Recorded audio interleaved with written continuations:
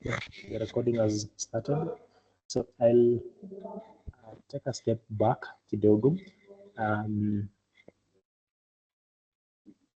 and just to show us where we've come from. We've come from the front end where we learned HTML, CSS, and JavaScript. That way we're able to build a user interface and show this data to the users. Now, we have to jump into the server, but then before we write any server code, we normally kind of navigate to learning the database first, so that when we're now here on the server, we can easily bring both the front end and the database together here. So we'll be using Express.js here. So with Node, Express is the framework. The environment is called Node.js. So these are some of the things that we'll be discussing. I think maybe next week or the coming week. But before then, I believe you've been studying databases. So basically, databases are here for making the data storage permanent, or we normally refer it to as persistence, making data persistent. So storing data. So someone maybe creates an account here on the server with Node and JavaScript. Will be using variables, but then variables are volatile because they are stored in the RAM, stored in the random access memory. So we need to store these data. Once someone has provided their data, we've made sure that the data is correct. We've done some input validation on the server also apart from the front end. Then we go ahead and store this data for persistence in a database. So this is kind of the structure of most applications, not just web applications, even mobile applications. You'll find them that they have a server and a database connected to that server.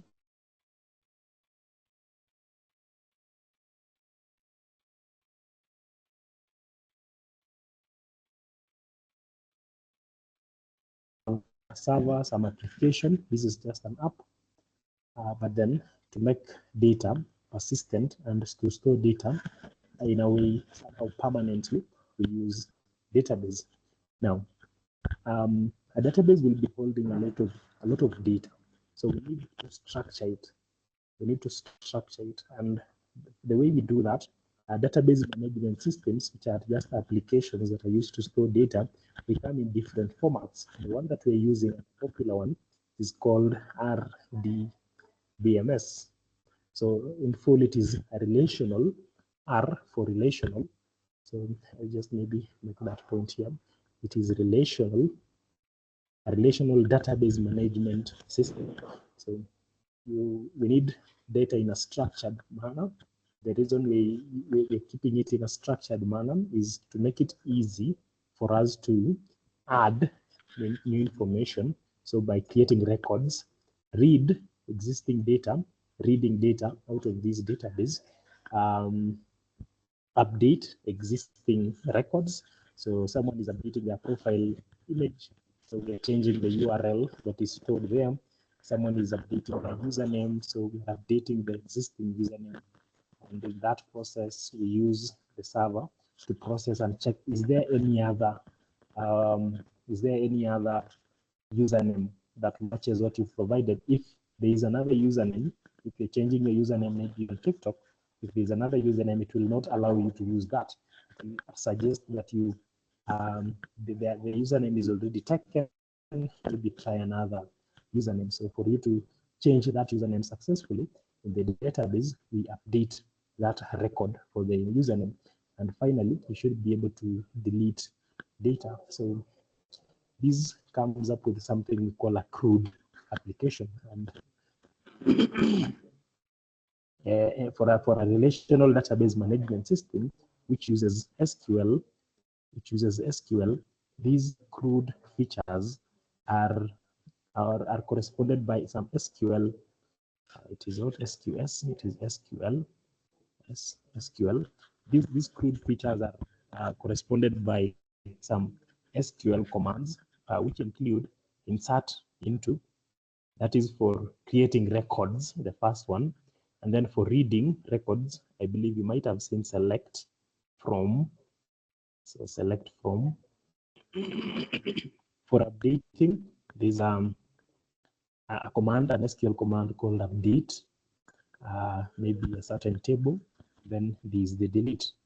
There are more SQL commands because SQL is a very, very powerful programming language. So when we introduced programming languages, we saw that there are general purpose programming languages like Java, JavaScript, Python, PHP, but then there are also domain specific programming languages like HTML, CSS, and for this case, SQL. So SQL is domain specific in that it's only used in one place, accessing databases. And for this case, relational databases. So moving on swiftly, within our relational database management system, one database is split into small chunks of data, what we refer to as tables. So you split your whole database, a whole collection of data into small database, or into small, yeah, you can call it small databases, but small collections called tables. So you have maybe another table 1, another table 2, table 3, and so on and so forth. All these multiple tables build a single database. For us to easily manage this data and be able to perform these actions, we need to structure it. We need to organize it in a way that it is easy to work with. It is easy to perform these actions. And that is where the term relational comes in. So after splitting our data into small chunks, which we've called them tables, then we can connect these tables. We can create relationships between these tables. So we basically create relationships between the tables. This gives us a whole connected database.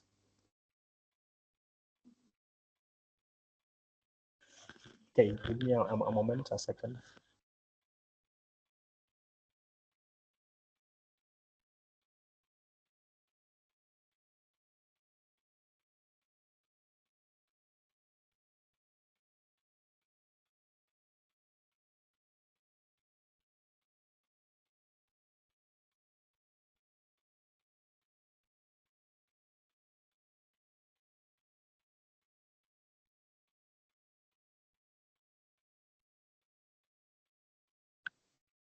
Okay, mpaka hapo tuko sawa?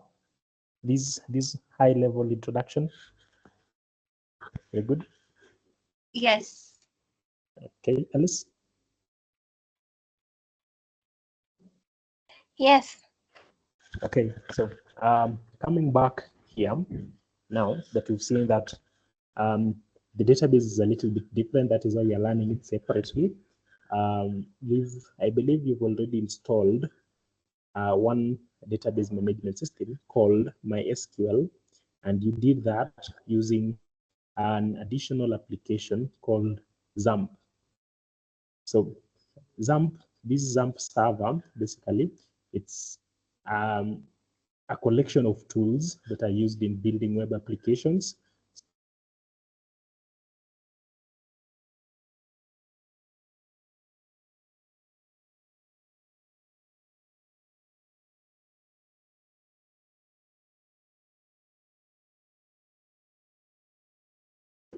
Our classes, I believe that is what you're using, XAMPP with MySQL. Personally, XAMPP ilikataa XAMPP ilikataa kujidownload in my laptop.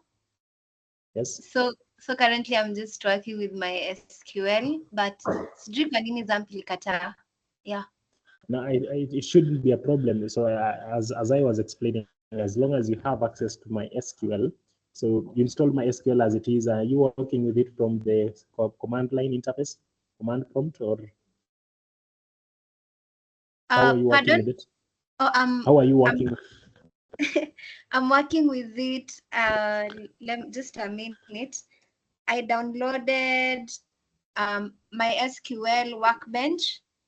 Yes, Workbench. And MySql MySQL, I don't know if it's the app itself, but I've Yes, that downloaded is, two yeah, things. that is the database itself now. So Workbench is just like a user interface for it. So Yeah. the database itself is still MySQL. What we also have in XAMPP.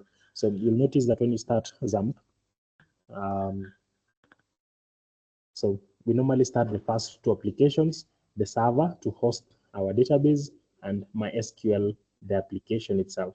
So what you have installed on your end is MySQL, and I think this Workbench is the server or something.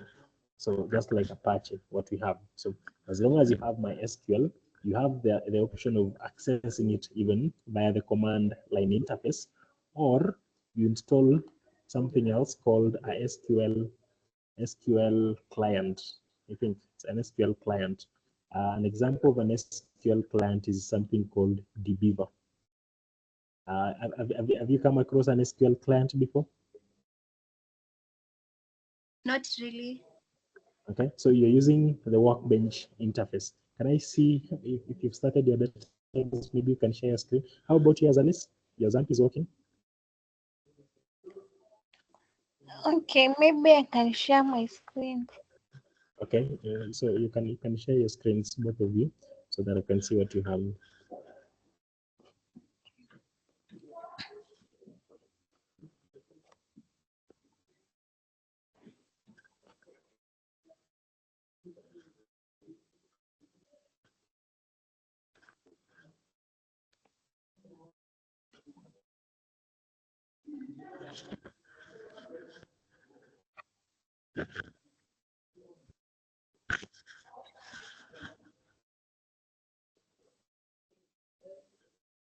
Can you see my screen? Not yet. Okay, just a minute. Okay.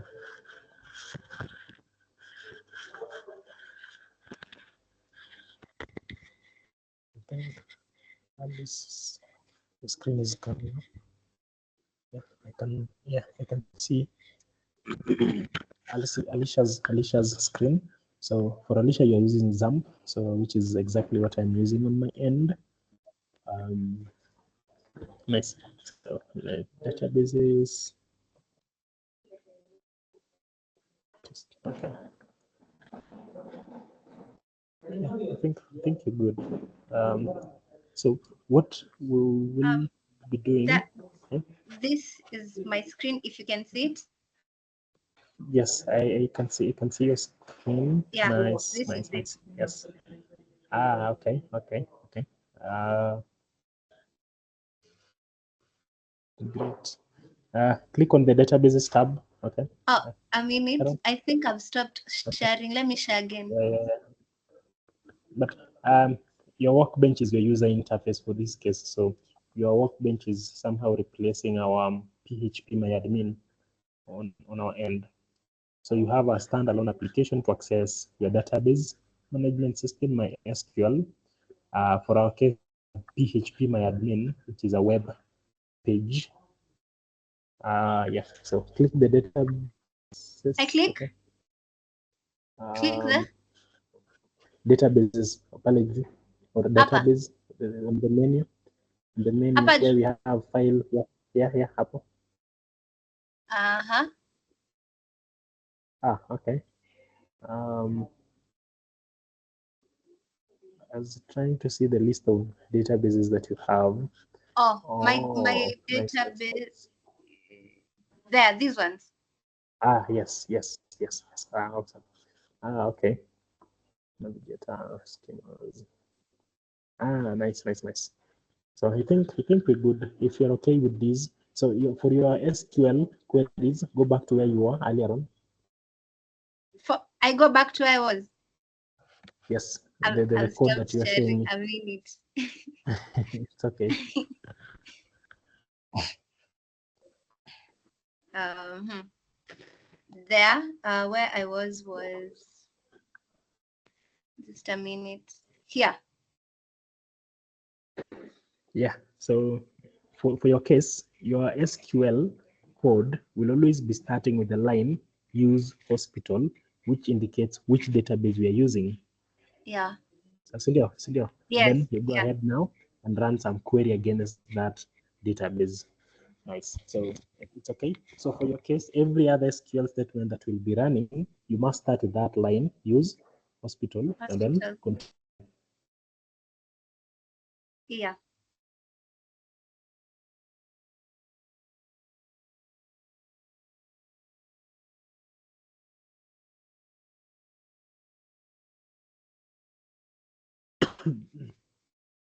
Sharon, you hear me? Yes.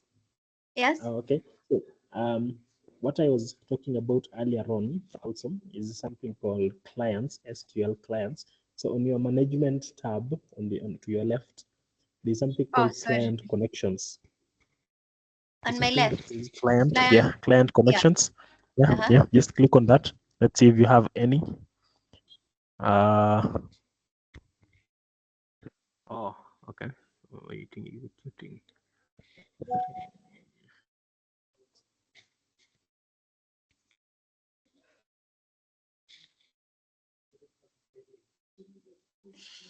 Yeah.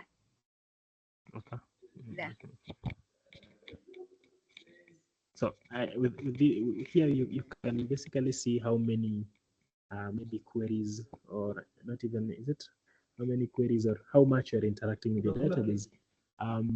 We could also, now on this list, we could have an additional application that connects to your the same database, an external application, and that is what we'll be doing with our Express or Node.js server. From the outside, we'll be connecting to this database, and you will see that there will be an additional connection for hii list once we're able to do that. We can also do that using like GUI applications, other types of applications, and an example is what I mentioned called dbeaver.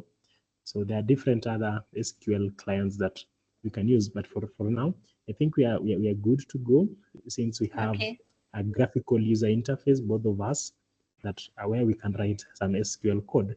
The interfaces might be a little bit different, but the database is still the same, MySQL. So you're using MySQL Workbench for your user interface to interact with your database.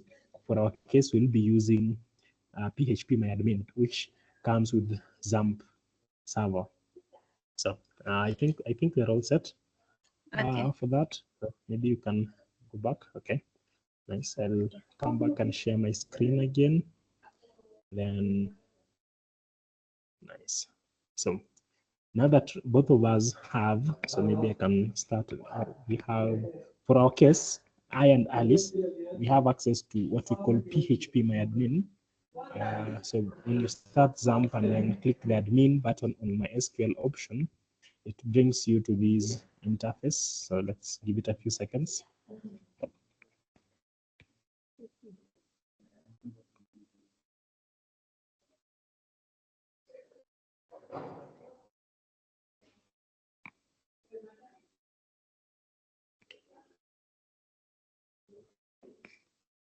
Yeah, so this is the interface. Like I believe this is what Alice also has. So PHP which is just an interface for us to access the server that we all have, the same server, MySQL, not the same server, but the same database management system, MySQL.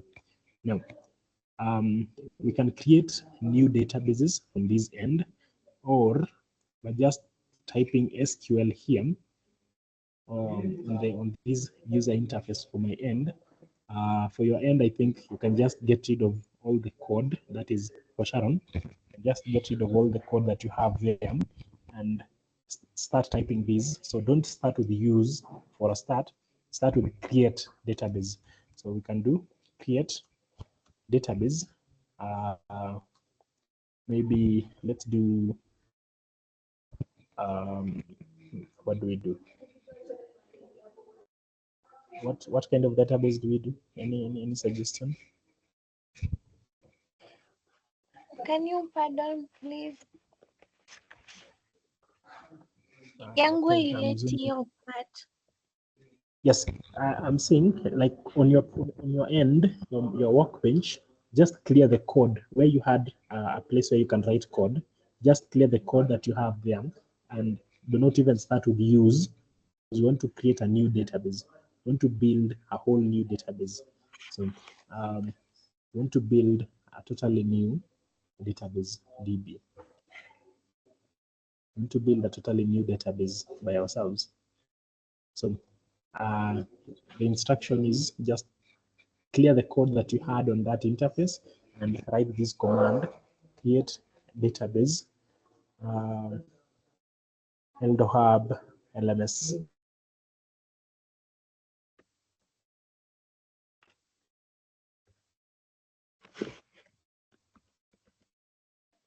I have a question. Albert? Yes? I have a question. Yeah, yes. Hapo kwa before the name of the database. Yeah. Is it a must tuongeze if does not exist? Now that is optional, just to make sure that you're handling errors correctly. So it's your lazima, but it is safe to do it. The same thing for tables. Create table if it does not exist. So basically, SQL is almost like English. If I create this table and it already exists, I'll definitely run into an error. But then if ningekuwa nimeweka hiyo statement, if it does not exist, if not exists, then I'll not come across that error that occurs when I create a database that already exists. So for instance, here is my list of databases. So if I try creating another database again called car service, look at this. If I just do create a database, car service, I already have a database with that name. So if I run this code, give me a moment, you can see I've been told you cannot create a database car service because it already exists. However, if I had appended that statement, if not exists, then I run this code, I don't expect an error. You can see my SQL statement went through successfully, no errors, yet I still have the car service database. It has not overwritten or overridden the database. I still have everything intact, but the statement went through successfully because I had indicated that check. So it's just like a safety measure to avoid running into unnecessary errors in case you run your code 2 times without knowing, or 3 times. So if the database already exists, it won't execute that statement. We can still do the same thing when we are creating tables in our next step. So I hope I've answered you. Yes, thank you. Nice. So so let's do this. Let's do this pamoja. So create database hub LMS. So one word, hub LMS, and also the semicolon at the end is optional if you're just running one statement at a time. But if you're running multiple statements, then you need the semicolon to indicate that this is another statement. This is another line of instructions, basically, what we're calling SQL statements. Okay, so run that on your end. Make sure that it executes correctly. So Alice, are you able to run that? Have you run create database hub LMS?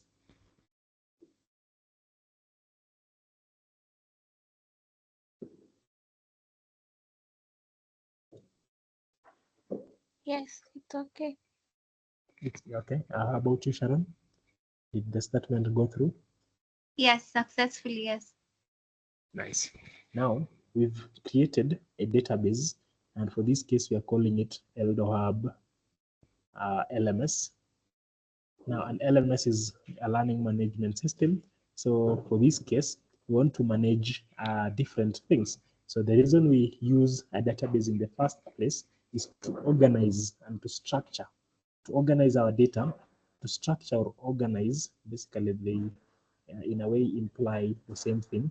We are organizing this data for easy access. So for easy access and of course manipulation.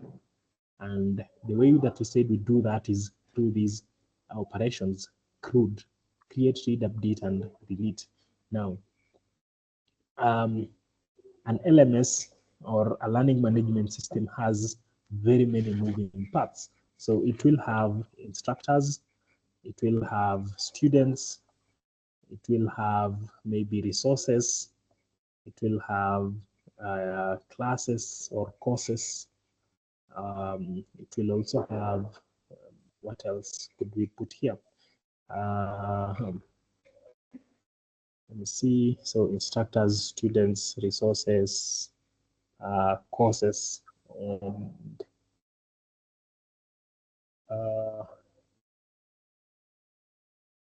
okay, let's just use the 4 tables for illustration purposes. For this instructor, we'll have an email, maybe a password because they'll have to log in, their full name. We could also have like the course. So this instructor is doing a specific course. And at this point where we're doing the course, we don't want to put all the information about that course here, like the duration, the course name, maybe the cost of that course. We want to separate that or to put that information in a separate table. That is why we have another table called courses.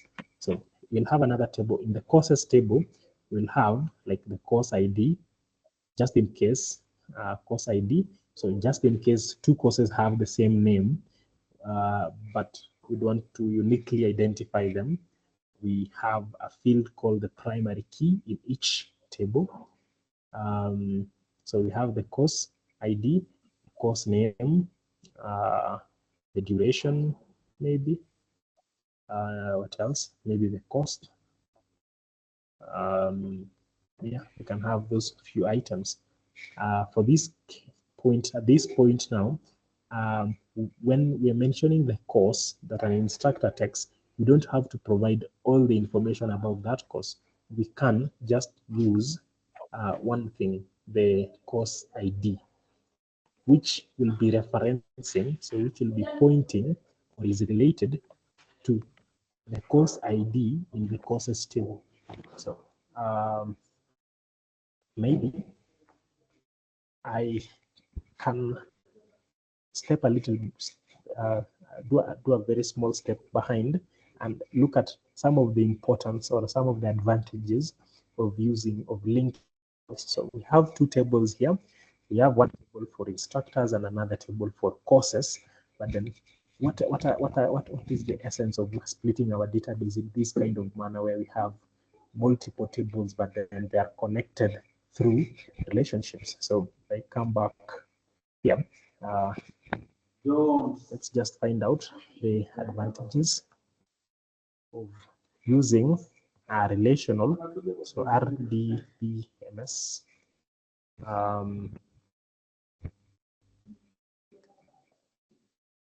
See, one of the things that I can maybe say for a start is that there's something called data integrity. So you've split your whole database, like because your system has a lot of data, you don't want to put those in one table of rows and columns. So you have multiple tables of rows and columns, but then they are linked to one another in a way that, for instance, an instructor cannot be assigned a course that does not exist. So that is called data integrity. You cannot have an instructor taking a course that doesn't exist, because that means that somehow there's a lie somewhere in between. How can someone train a course that does not exist? It is not listed in EldoHub's courses. It's like EldoHub saying that we have an instructor for maybe we have an instructor for gymnastics, yet it's not part of our courses. So our database management system ensures that there is data integrity. When you create a relationship, integrity, okay. I can't type integrity properly, but I think you're getting this. So when I have 2 tables, splitting the courses and the instructors separately, but then on the instructors table, I'm having a column to link each instructor to a certain course, that means that I cannot add a new instructor where there is no course. So if we go back here, there are a couple of things, and as you can see at the top of the list, we're being told that using a relational database management system offers several advantages, particularly in managing structured data, ensuring data integrity, and a lot more. So integrity and accuracy, that is what I was trying to explain hapo awali. It ensures that the data stored is accurate and consistent through integrity constraints such as primary keys and foreign keys. So for this case, this course ID in the courses, this is the courses,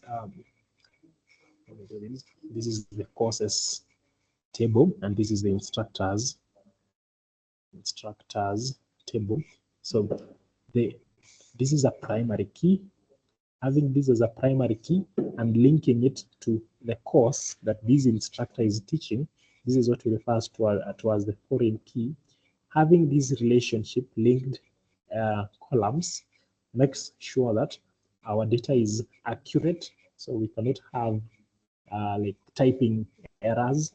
Not the same can be said about the government. Some time back, a lot of money was lost. I think it was in NHIF because of typing errors. So if they were using systems that are good, maybe, then it could have not allowed such problems. But I digress. This is a primary key, this is a foreign key, and creating relationship between these two columns ensures that nothing that appears here does not exist in the primary key.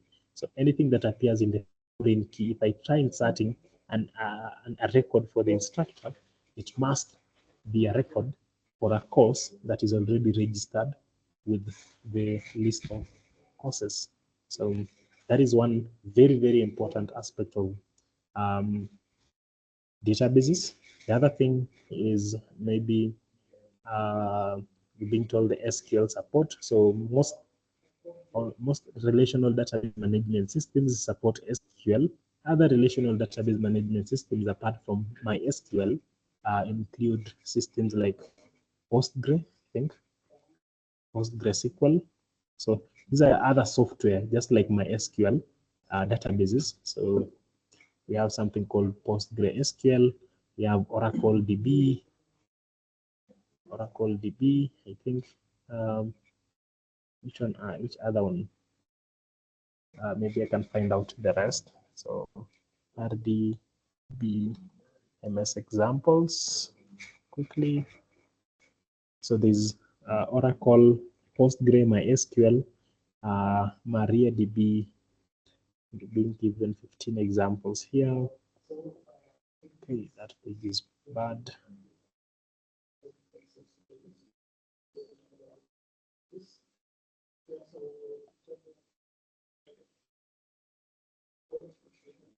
Okay, I don't see something.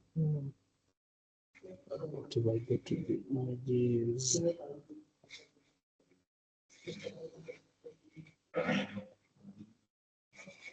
Okay.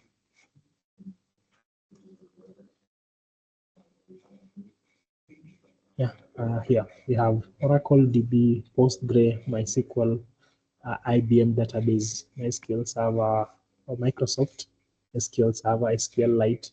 All these use the same programming language, SQL, structured query language, which there might be some small differences between the SQL that you write in these different systems. A nice one. Microsoft Access is also a relational database management system. Has anyone interacted with Microsoft Access? Anyone? Not yet. Okay. Okay, that means you did not take computer science, computer studies in high school, maybe. Alice, you still here? Yes. Have you ever interacted with Microsoft Access? Yeah, a bit. Okay, so it's also a SQL or a relational database management system. So all these different software, they use the same programming language, SQL. That is an advantage of using RDBMSs. So if you're already familiar with one, with some slight changes in the code that you write, you can use any of the other database management systems. So you get to a company and they tell you we use Oracle or we use Postgre. Having interacted with MySql should make it easy for you to transition to any of those databases. There is something called also around security. So remember, if I go back to where we started,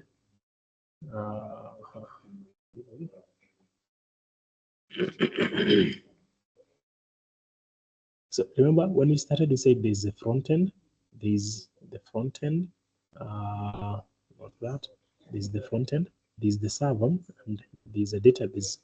Now, you're storing this data in a software. So you'd want this software to be secure. And that is why when you install the application, most what we installed earlier on, we definitely, or by default, get a user called root.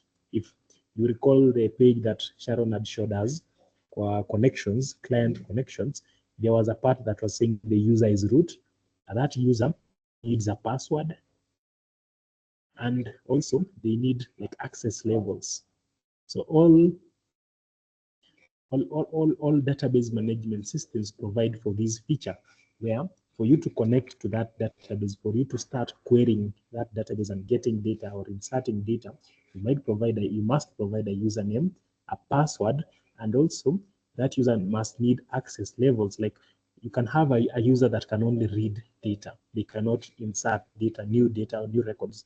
You can have a user that can only create records, but they cannot read existing records. So if you want to take your application to an advanced level in terms of access, then you have like different routes using different accounts, so that if someone tries to do an SQL injection on a certain route, if someone tries to hack into your software, the user that you have exposed to that database is someone that cannot maybe read all the data or some tables. They can only read a limited, when we have like a limited access levels. So that is the security aspect of it. That is the reason we need these systems. Data redundancy is the aspect of repetition of data. So assuming, coming back to what we were building here now, the instructors and the courses information, assuming this was only in one table that has rows and columns, that means that every time we added a new instructor, we needed to indicate the course name, the course duration, and the cost. We add another instructor, we also mention the course name, duration, cost. We add another instructor, the same thing, name, duration, cost, again and again and again and again. So that way, we are repeating this information. It becomes redundant data. We have too much data that is unnecessary. So to avoid that, we just have an ID that refers us to all this information. So by saying that this instructor takes course number 56, then with that number, course number 56, our system can connect to the other table and get all the information in the other table, your courses about course number 56, for instance. So that is data redundancy. We eliminate data redundancy or reduce it. And there's a process called normalization. I'd encourage you to check it out later on. Database normalization or something like that. There's also an aspect of backup and recovery. So most of these systems provide mechanisms that allow you to do maybe backups, automated backups after every 3 hours, in a copy the whole database and inaweka mahali, just in case you lose that database, you'll have like a way to recover your data. Concurrency, relationships, scalability, I don't want to get into these. other items. I think to that point, we've noted what is most important for us. I don't think at this point we should worry about scalability, considering that we are not expected to build a very big system for our project.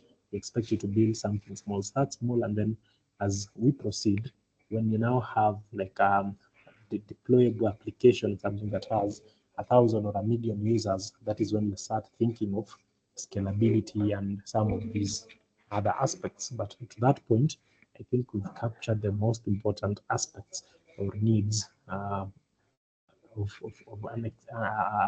database management system. So on a cleaner space, I want to just type these a little bit faster.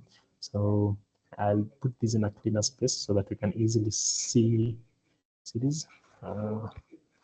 So let me do this. Right. Okay.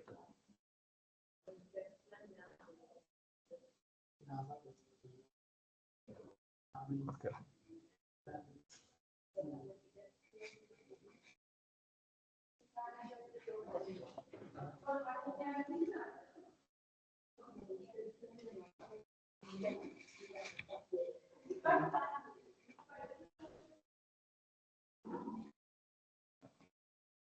So the database that we've created is called EldoHub LMS.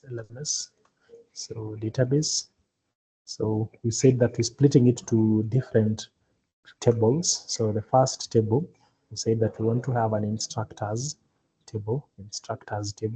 So this instructors table will have an email. I'll put an asterisk there. I'll talk about that.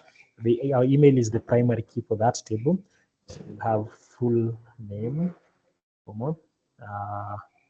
So let me do this. Full name, course, maybe phone number. Okay, we can have those for now. So before, as you can see, the instructor's emails or details will be referring to some course. So we need to make these. So let me maybe do double asterisk here and do a single asterisk here. So we have what we need courses before we get to the instructors. So for the courses, I will use course ID as my primary key, and then say the name, maybe the course name, the duration, and maybe in months. So say duration in months, and then the cost, maybe. Okay. So for the courses table, I do not have a primary key. I have a primary key, but I do not have a foreign key. In the instructors table, I have a foreign key.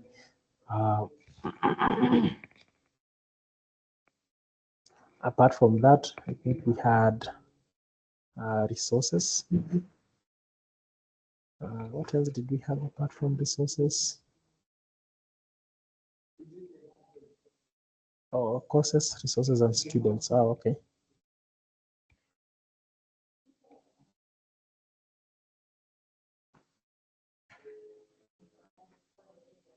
So here on the resources, we'll have the maybe resource ID, the name, the description of the resource, and then the file type, maybe. Okay, so we'll do file type if it is a PDF or something, and then have the link to the resource. Apart from that, we said we have students. So students. So the resource ID is our primary key. Let me not forget that. So we have students, and for students, we have the student ID. So we could use the email as the student ID also, since emails are unique. So full name. Again, you can link this to the course. I just remembered something for the resources. each resource belongs to a certain course.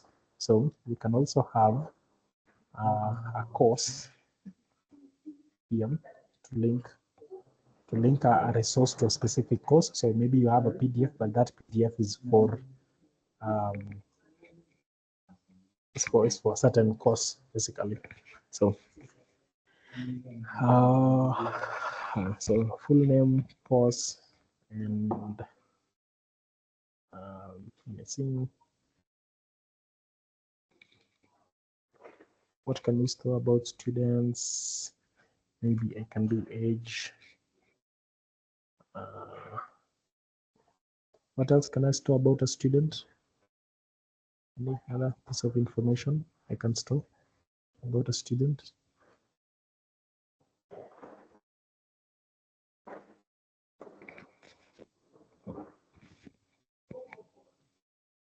Okay, the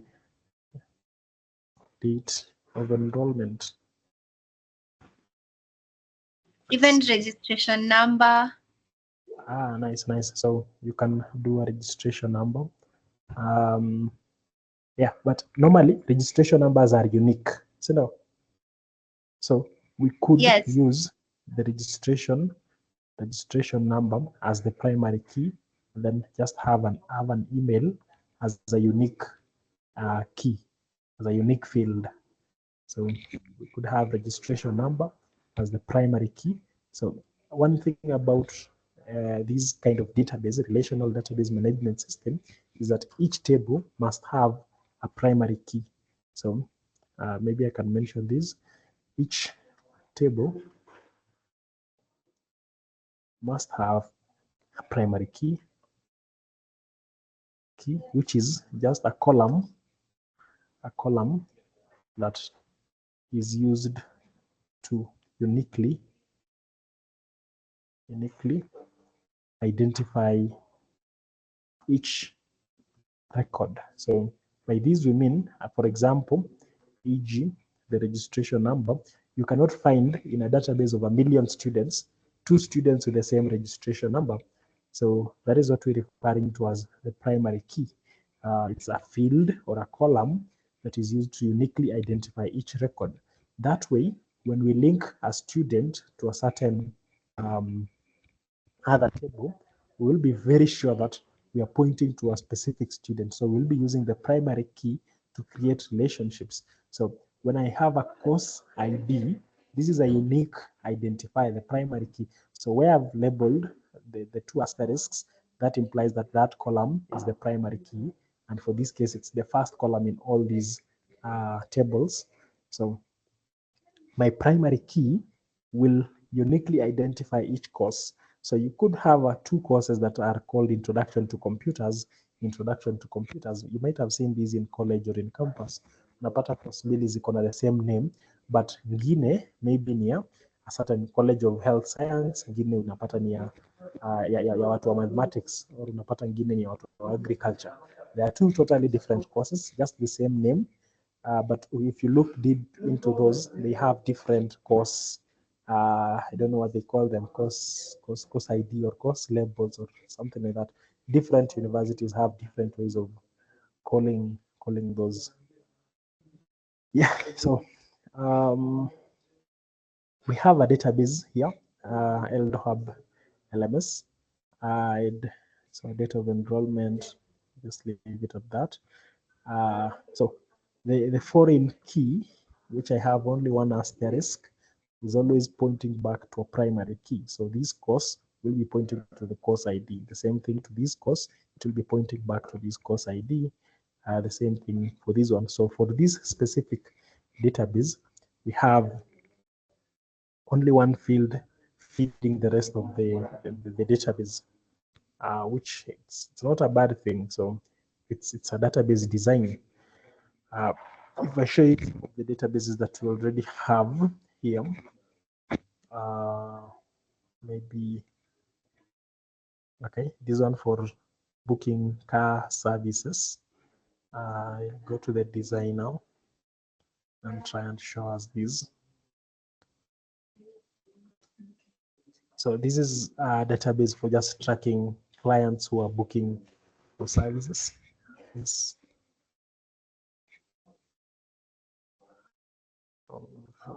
Just give me a moment. Are you leaving right now? Okay, so just give me a few minutes.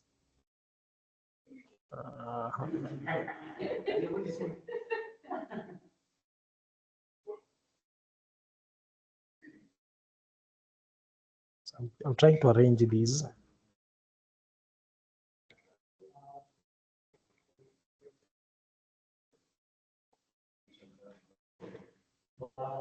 So the lines that you're seeing here are creating relationships between multiple tables. I have a table called bookings. So this is where a client is booking for a service. So we have the client information here. Each client has a vehicle. So I'm linking this client ID to the owner ID of the vehicle. So the owner ID refers to the client who's registered. So a client comes on board to this system, they register themselves Kwanza as a client, and then they add information about their vehicle, which type of vehicle, which brand, which model, which color, so that in case they are requesting for a painting job, we have a hint of what color to maybe use or which the year of make. So it's a Toyota Prado, but which year? Because some of those things matter when you're providing spare parts for vehicles. So a client registers and we have their vehicle information in another table to make things easy when we're listing all the vehicles that we ever serviced or something like that. But then each client will be making a booking, and when they are booking, they also have an option of choosing a certain mechanic. So this is a database that is designed and structured in a way that accessing this data and using these databases is very easy. I can register a client and then themselves they can go ahead and add vehicles informations. I can register mechanics separately and they can now start working, and clients can start working with them, totally separate entities. I can even maybe go ahead and remove a certain mechanic, and that way they won't be able to, or a client won't be able to choose and pick their services. So basically, a database management system helps manage the data in a database in this manner. So I want us to build something like this, but out of this, and because of the time that we have, not so much, because I want to put this inside or I want to use the AI model, ChatGPT, to try and generate these quickly, and the SQL code for these. When you're using these tools, make sure that for your case, mention which database management system you're using. So I'll say using MySql. So always mention that you're using MySql, because there are different tests of SQL. There are different versions of SQL, and if you just write, if you just ask it to write for you SQL, it will give you some SQL that might give you errors, because earlier on we'd seen that there are different types of databases that use the same language, SQL. So each of them has like their own version of SQL. So using MySql, write SQL code to build this database, and then mention that double asterisks is a primary key. So maybe I can move that, is a primary key, and the single asterisk is a foreign key. A foreign key. Nice. Oh, wait, I've not provided the scheme somehow. So build this.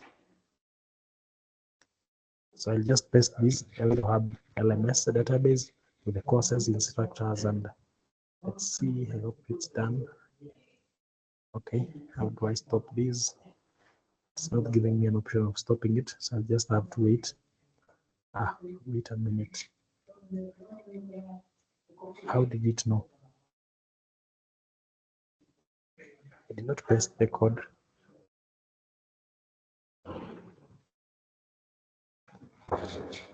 Are you seeing what happens? Is anyone seeing what has happened here? Yeah. I've not pasted these. I did not give it this information yet. It's giving me. It's giving me enrollments. Have I hinted it somewhere that I needed an LDOHAB LMS? I don't think so. Why did it go for an LMS?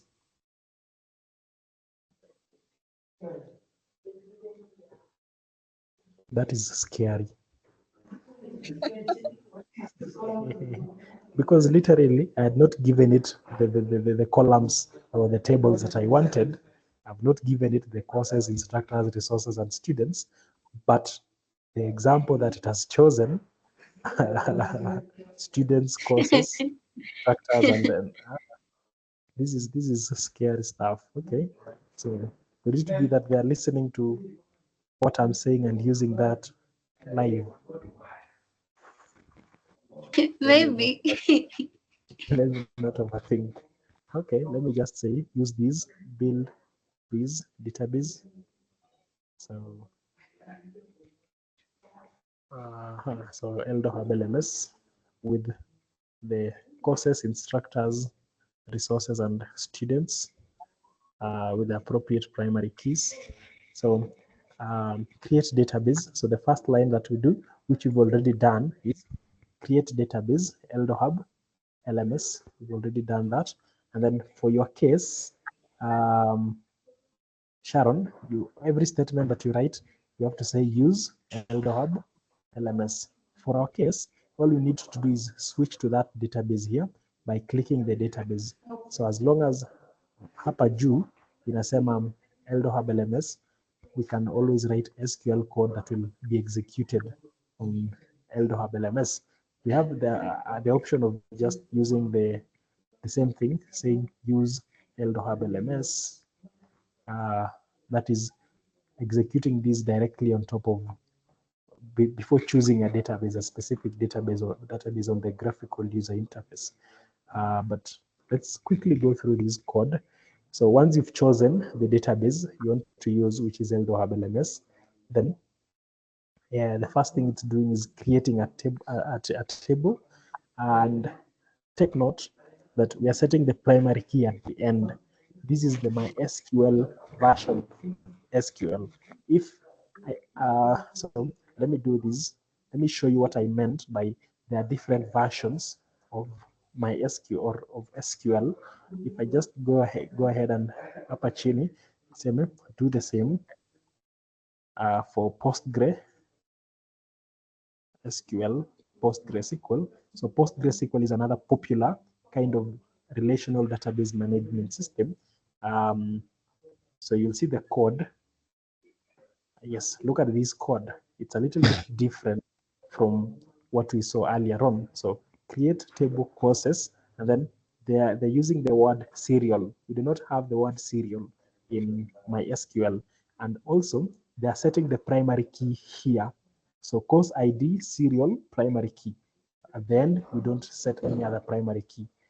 However, in MySQL, this is the format. I believe this is the format that you've seen with Peter before. Create table, courses, and then indicate the course ID, and at the end, set the primary key. So we don't just set the primary key here, and we don't have that word serial. Is that clear somehow? Are we together? Yes. Yeah, so there are different tests or versions of SQL depending on the database management system that you're using. So every time you're trying to debug the code, make sure that you mention that you're using MySQL database. So this is the code for creating the table. The first table courses, the second table. I'll share these results with you because of time. So create another table, instructors. Let me see. Okay.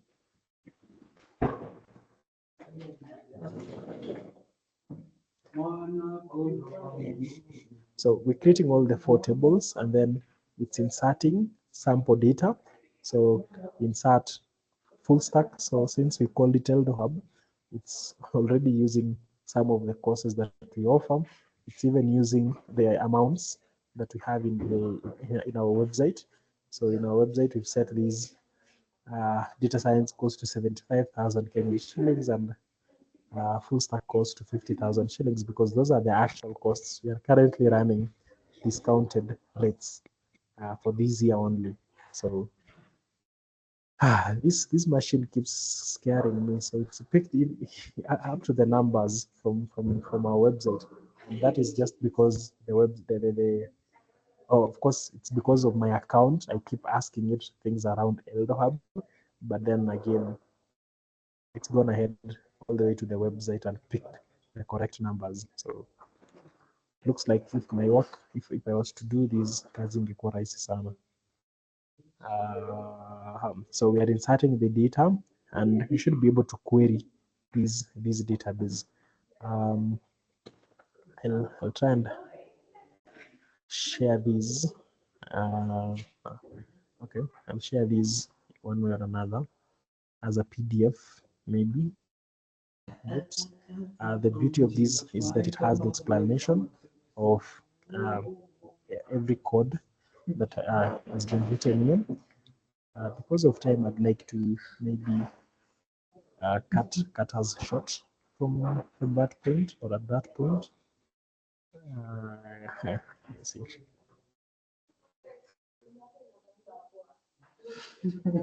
But I hope this session has been helpful somehow.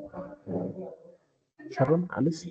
Yes, it has. Thank you so much. So maybe we can also plan another session. We continue and query these databases. So I'll share these.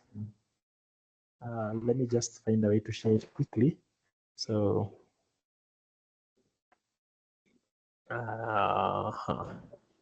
db.j, okay, not that. Notes.db.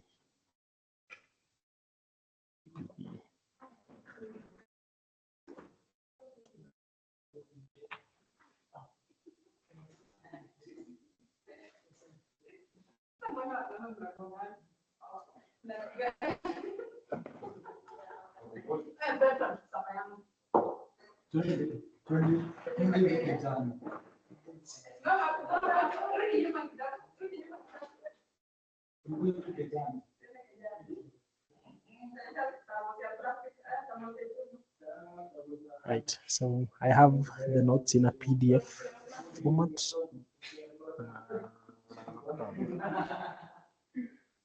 Okay. Okay, I'll just share it in this format. Oh, there's also an option where I can share. No. I don't think I want to do that. Okay, I don't think I want to do that. So I'll just share this PDF, but then I think we should get together again and continue just to try and understand these statements. If there's any questions, so especially here, especially this part, I'm not sure if you've come across this. So go read through these and try and understand every line of code, just like what we're doing in JavaScript. Don't write some code that you don't understand. Try and understand every line of it. If you have any questions, maybe we can reconvene tomorrow again, same time, and exactly 3. I hope tomorrow I want to be interrupted somehow so that we can have enough time to summarize everything and see the way forward. Is that fine? Yes. Yes. Okay, so nice. So I'll also share the recording. So let me stop the recording and share the two